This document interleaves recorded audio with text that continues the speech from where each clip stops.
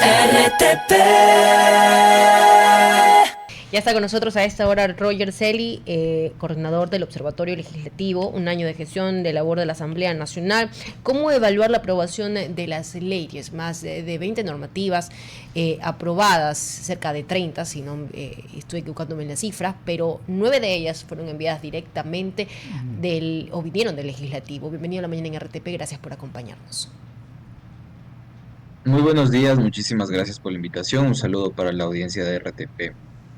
Bueno, más allá de los números, pues yo les puedo contar los números, pero lo que nos ha preocupado principalmente de esta legislatura es que dejó de ser el contrapeso del Poder Ejecutivo. Bueno, nunca lo ha sido como tal, pero en esta legislatura sí vimos en extremo subordinación, no solo en la agenda parlamentaria, sino en materia de fiscalización también. Entonces, en ese marco, yo creo que la conversación debe atarse a una discusión sobre qué está pasando en nuestra democracia. Y eso en materia de pesos y contrapesos, porque también podríamos hablar sobre qué tan democrática internamente fue la legislatura. La oposición tuvo oportunidad de impulsar sus proyectos de ley, de impulsar juicios políticos o incluso de intervenir en las sesiones del Pleno y las comisiones. Creo que ese contexto más pero te los voy a con lo respecto de lo que he observado en este año el Observatorio Legislativo. No sé si me escuchan, parece que estoy con un corte. Con cierta interrupción. Tal vez podríamos mejorar la conexión. La conexión. Ya que usted menciona esto de que podría haber una eventualidad subyugación del Poder Legislativo frente al Poder Ejecutivo, según lo que usted indica, tal vez precisar con casos o hechos específicos que pudieran de alguna manera transparentar o retroalimentar esta afirmación y así también poder recurrir al contexto que usted indica. Yo nunca había visto en este país, al menos en parlamentos de la región, que una asamblea desvíe su agenda de una sesión para incorporar una felicitación Ya. a las acciones del Ejecutivo. En primer lugar, no he visto un parlamento que pase de fiscalizar a felicitar. Puede ser algo subjetivo y vamos a hablar también de los números. Son casi el 50% de las leyes aprobadas son iniciativas del Ejecutivo. El otro 50% corresponde a iniciativas de periodos legislativos pasados que ya tenían un buen avance, que fueron ajustadas conforme las directrices de este gobierno y fueron aprobadas. Y apenas 2 proyectos de ley de más de 260 presentados por legisladores en funciones de esta legislatura han sido aprobadas. 2 de 260. Yo realmente, a través de los datos, no veo un real aporte o una agenda propia de la legislatura.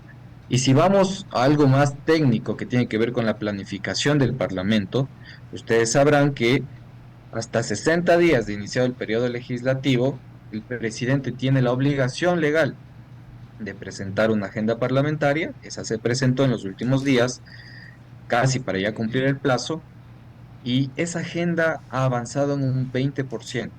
El presidente dice que es más de 50%. Nosotros hemos hecho el análisis tema por tema, proyecto por proyecto, y no refleja más de un 20% de cumplimiento. Y ojo que no hemos evaluado solo esta agenda, llevamos evaluando agendas parlamentarias desde José Serrano. Entonces el dato incluso es histórico, contrastable y la metodología es verificada. ¿Y qué nos dice? Pues que hay un 20% del cumplimiento de la agenda propia que se planteó la Asamblea Nacional. Bueno, en primer lugar, que no es una agenda que tiene una conexión con la ciudadanía, que es una agenda que se construyó para cumplir la obligación legal y que nadie está exigiendo el cumplimiento de esa agenda parlamentaria, que es propia de la Asamblea y que fue retroalimentada por las bancadas. Entonces, con esos datos, yo realmente, y más lo que pasa en fiscalización y control político, sí advierto que la Asamblea perdió el propósito de ser el contrapeso del Ejecutivo y más bien se subordinó. Una consulta. Usted considera dos casos puntuales, le voy a indicar. La forma en la que se manejó todo el tema relacionado con Godoy y la Asamblea, digamos, fue el espacio en donde se buscó un poco legitimar ese contrapeso que hoy cuestiona usted. Y cuando, no recuerdo el nombre de esta otra persona que sacaron de la cárcel para comparecer en la Asamblea, con Salcedo.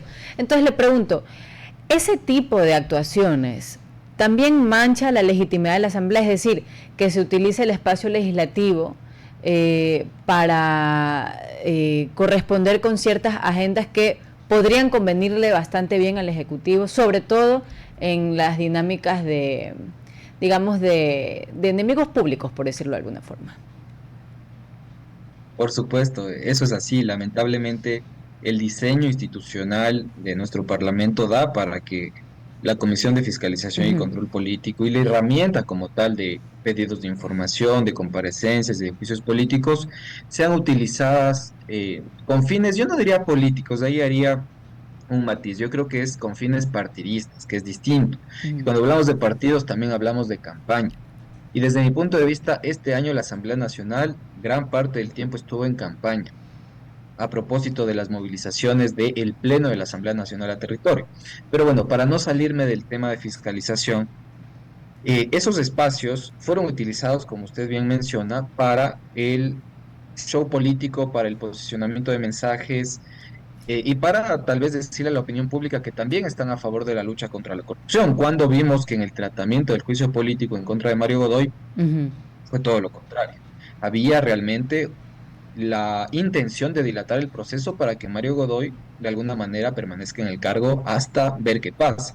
No pasó igual con Gonzalo Albán Molestina, por ejemplo, cuyo proceso de juicio político fue extremadamente célere y realmente no hubo oportunidad ni siquiera de que haya un espacio de stand-by político como se planteó con el caso de Mario Godoy para que las cosas se enfríen.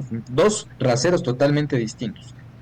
Y en este sentido, ustedes notarán que a pesar de que la oposición planteó juicios políticos en contra de funcionarios de gobierno, del Ejecutivo, los únicos sancionados fueron funcionarios de otras funciones o instituciones del Estado.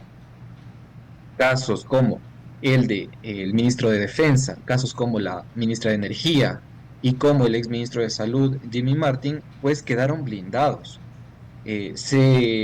Incluso se blindó la posibilidad de fiscalizar a una mayoría del Consejo de Participación Ciudadana y Control Social, que es afín al gobierno. Entonces, realmente la producción legislativa que está seriamente cuestionada en la Corte Constitucional, a propósito, dos leyes ya han sido dadas de baja por la Corte y otras tal vez corran la misma suerte, y la ausencia de fiscalización de temas que son complejos para el país, como salud, como seguridad, como energía, y nos hacen ver que en esas dos materias que son básicas para la legislatura sí nos quedan debiendo o incluso realmente han perdido el propósito, como es lo que propongo en esta reflexión.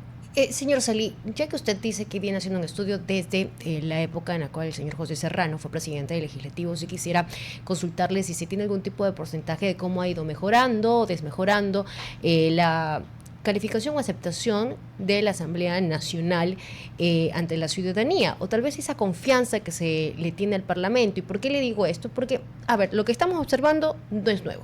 No han descubierto el agua tibia, el tema de no tener una capacidad de poder darle a la oposición su espacio, lo hemos venido observando en cada parlamento que, por ejemplo, tiene mayoría, y sobre todo si la mayoría viene del gobierno, y también, por ejemplo, en el de pasar o hacer, por ejemplo, normas que vengan directamente del Ejecutivo o, en su defecto, cambiar toda una constitución.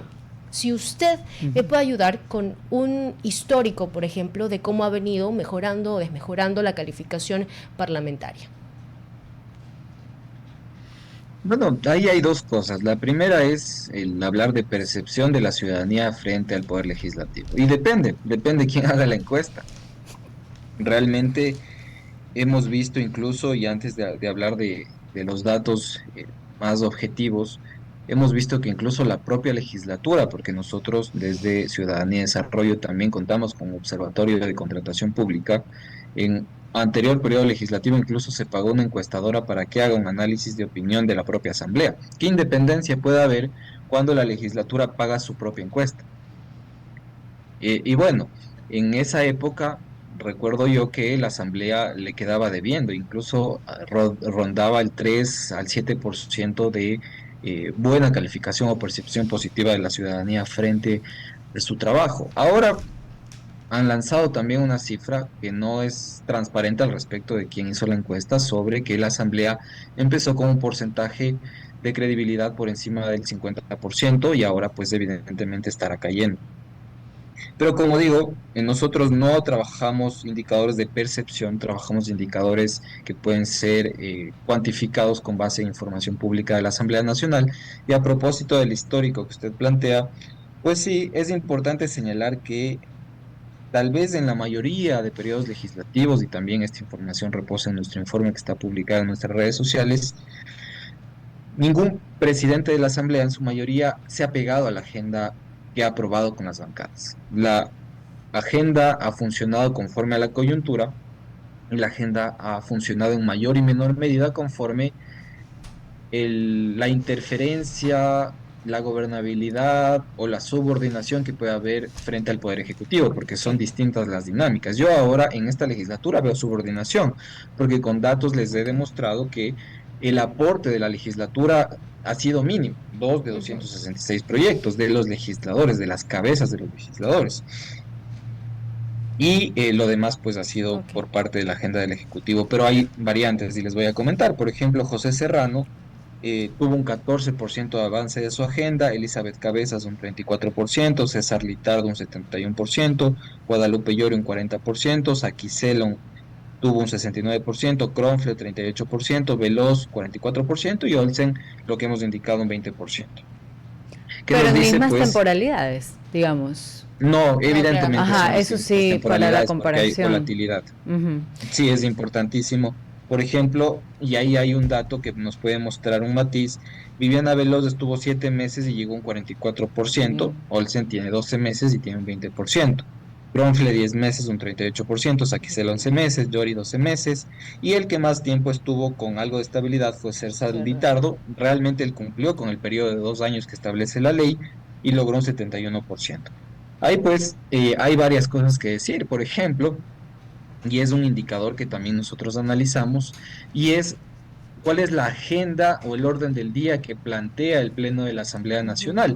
Ustedes podrán ver en redes sociales, por ejemplo, que la Asamblea nos dice, ok, hoy voy a aprobar una ley, una resolución, un juicio político, y todo parece positivo. En las redes sociales se ve una gran agenda de las sesiones del Pleno, pero ¿qué es lo que pasa en la realidad? En la realidad lo que pasa es que hay legisladores de distintas bancadas, en este caso, quien ha predominado sobre esta práctica es ADN, que impulsan cambios de orden del día. Esa famosa práctica que hace que se introduzcan 3 o 4 cambios de orden del día, se aprueben uno o dos, y se mete un tema que desplaza a los temas que aparentemente eran relevantes para la legislatura y se dejan de tratar. Un caso de estos pasó, por ejemplo, cuando ocurrió lo de Estados Unidos y Venezuela, que se Eso le incorporó el cambio de orden del día. Claro, y lo importante se queda de lado. Y nosotros sí somos responsables y tomamos la información de lo que se queda de lado y créanme que son cosas que no se regulan y son importantes y urgentes que están en stand-by, porque la Asamblea opera conforme esta percepción que señalaba Astrid Singh. Entonces, podemos abordar más a profundidad lo que pasa en el legislativo, pero insisto, la dinámica que está instalada actualmente en la política legislativa y en su relación con el ejecutivo es lo que nos está preocupando en su mayoría y Sí. considerando que es apenas el primer año de la Asamblea. Señor Celi ha tenido datos muy importantes. Me ha asombrado lo de la señora Llori. La verdad, un 40%, un 40% cuando parecía que no podía ni siquiera pues establecer, instalar una sesión de asamblea. Pero me quedo con lo último. Somos responsables todos, incluidos quienes también están del otro lado de las bancadas que según los datos no llegan a colocar órdenes del día. Así que le quedamos agradecidos por acompañarnos y darnos esa información tan valiosa. Muy amable. Con mucho gusto. Un feliz día. Hasta luego. De igual forma, vamos al corte comercial. RTP